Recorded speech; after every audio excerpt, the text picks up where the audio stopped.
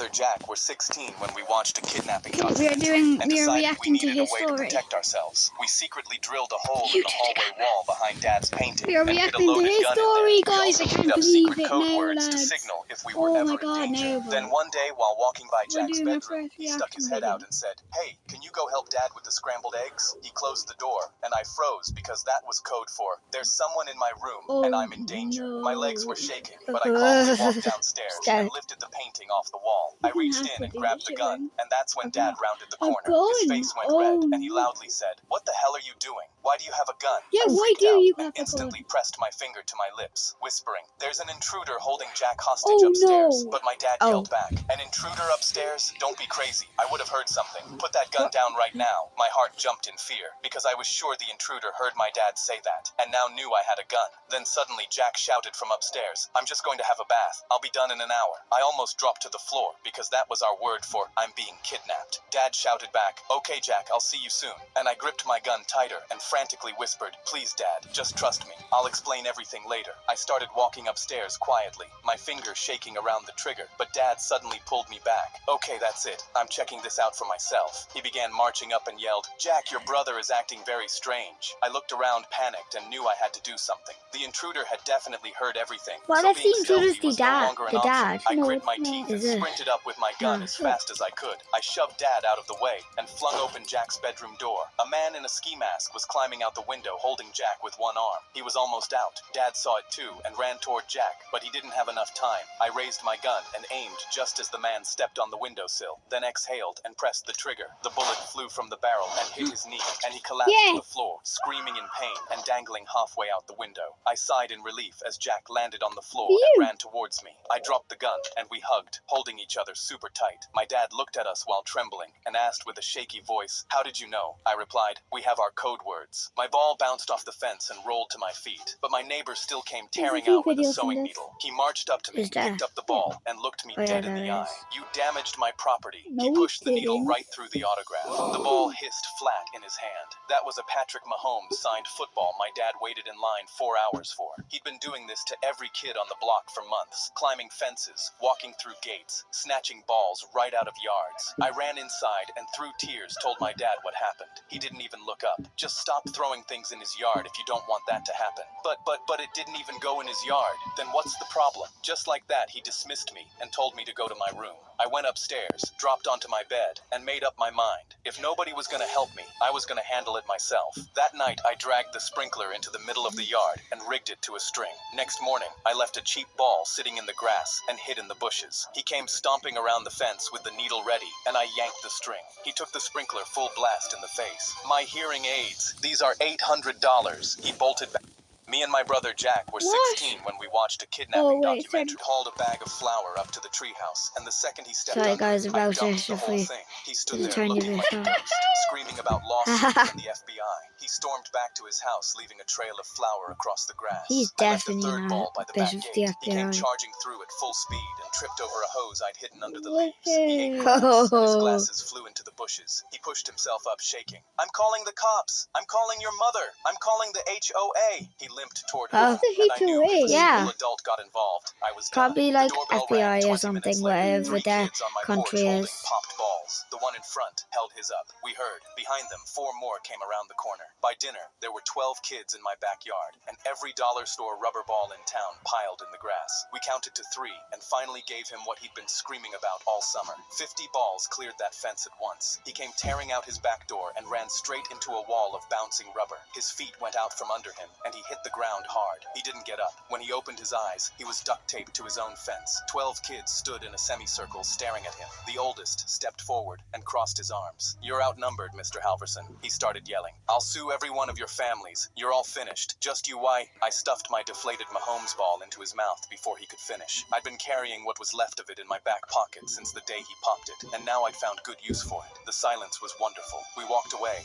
and left him there. I dare you to jump. Jax looked out the second Oh, floor it's a window, new one. looked That's a back new at us, video. and jumped. He broke his ankle and got Oh suspended my for a month. God. First day back, he was Oh, sitting wait, at why his did he get desk, sniffing suspended for crushed up getting Smarties hurt? through a pen He tube. didn't Someone get slid him a note that suspended. said, He "I probably dare like you," with a didn't go checkbox. in. He checked it without He reading the didn't rest. do it for a Jax had month. never said no to a dare. The note said, "I He dare like you to convince the sub you're the teacher's aide." Our art teacher was out sick, and the substitute had never been to our school before. She walked in mid-yawn with a folder and a coffee. Jax was already out of his seat. "Hey, I'm Jax. I'm the aide for this class. She probably left my name in the folder." The sub exhaled. "Oh, thank God. I don't even know where anything is in here." "Yeah, she never remembers to leave my name. I basically run everything when she's out." He grabbed the attendance sheet off her desk. "I got roll. You can get settled." He started calling names. By the third one, the sub sat down at a student desk and opened her folder. Jax finished roll, walked to the whiteboard, and drew a horizon line with 2 vanishing points. "All right, today we're doing perspective drawing." He taught for 10 straight minutes, and the room was dead silent because nobody could tell if this was the How greatest did dare he- in school history or if Jax actually knew perspective drawing. Then Carter in the back row started whispering to the kid next to him. Jax stopped mid-sentence. "Carter, you want to be my first write-up?" Carter leaned back in his chair. "Bro, you sit next to me in math, and right now you sit in my classroom. Last warning." Carter looked at the sub. "Don't look at me. He's in charge." Jax kept teaching. 20 minutes in, he picked up the classroom phone. "Hi, this is room 212, the aide from Ms. Bloom's class. We're running low on charcoal pencils. Can someone bring a set down?" 5 minutes later, an office aide walked in and handed the box to Jax. He said thank you and passed them out to every desk. The door opened with 10 minutes left. Ms. Bloom walked in and stopped. Jax was at the whiteboard with a charcoal pencil behind his ear. The sub was in a student desk taking notes. 28 kids were drawing vanishing points. "How long has he been up there?" The sub smiled. "Whole period. You've got a great aide." Jax set the pencil down and walked back to his desk without a word. He got I don't suspended think again he's the an next day. aide. First day back, another note slid across his desk. again. My history teacher pointed at me mid-cough. "How dare you interrupt my This class?" I shook with my me. head. "I have an autoimmune Yeah? disease. I Yeah, can't we'll help just pause it." The that. kid behind me spoke up. It's once and told every teacher Sorry guys about that.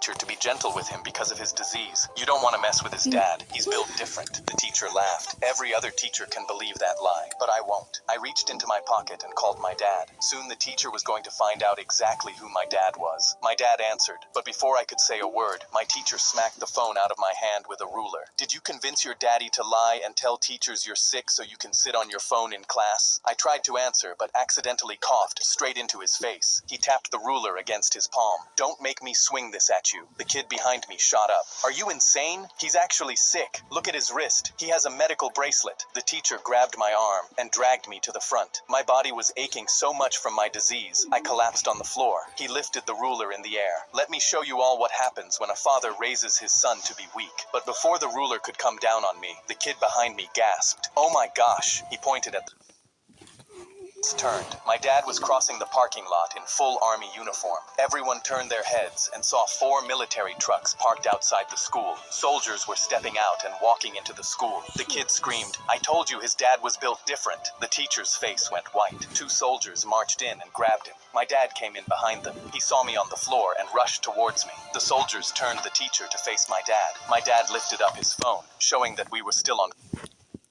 Sorry about that guys. I'm just waiting.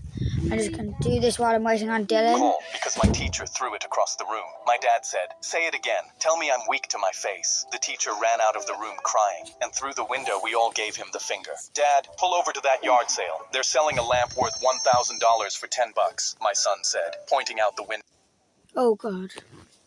The teacher to face my dad. My dad lifted up his phone, showing that we were still on call because my teacher threw it across the room. My dad said, "Say it again. Tell me I'm weak to my face." The teacher ran out of the room crying, and through the window we all gave him the finger. "Dad, pull over to that yard sale. They're selling a lamp worth $1,000 for $10, I think this is a new my son video. said, pointing out the window. Yeah, I it is. laughed. "You're 9 years old. How could you know that?" He immediately pulled out his phone and showed me the exact same lamp selling on eBay for $1,200. See, when I pulled over, he ran out to buy it and made $990. I was really impressed, and that's when he said something that shocked me. "By the end of this year, I'm going to be making more money than you." I didn't know what he meant, and the next day, he showed me a printed list of all of them. them. These things are a gold mine. I grabbed the list and saw he'd sorted them by zip code so we could hit them in the most efficient order. I knew he wasn't kidding, because around his waist was a bag that had a spiral notebook, a calculator, and a small magnifying glass. He was fully equipped to spend all day looking for items to resell at a higher price, and I wasn't going to be the one to tell him no. Let's get started. At the first sale, he walked past the furniture and went straight to a box of old dishes. He picked up a pink mixing bowl,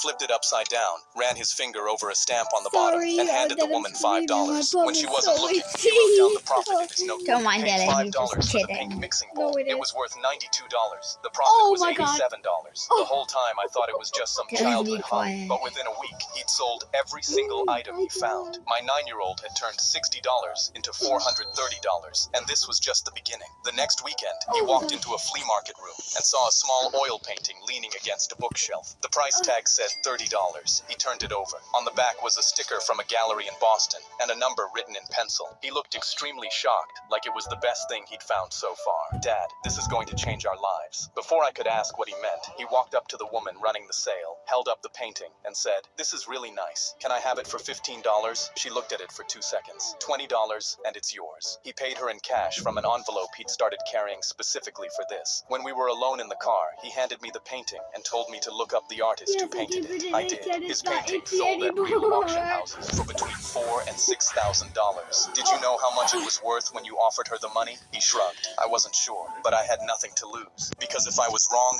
I would lose $20. If I was right, I wouldn't. The next week, he took the painting to a real auction house. They confirmed it was authentic and bought it from him for $4,200. When the check arrived, he cashed it, came home, and set his notebook on the kitchen table between us. Dad, I told you I'd make more money than you by the end of the year. It's December. I did it. Then he flipped to the next page, which means we need to talk about quarterly taxes. You owe $1,400 to the IRS because the eBay account is in your name. I already did the math. I had just set a package down on the porch of this mansion when a dog the size of a grown man came off the steps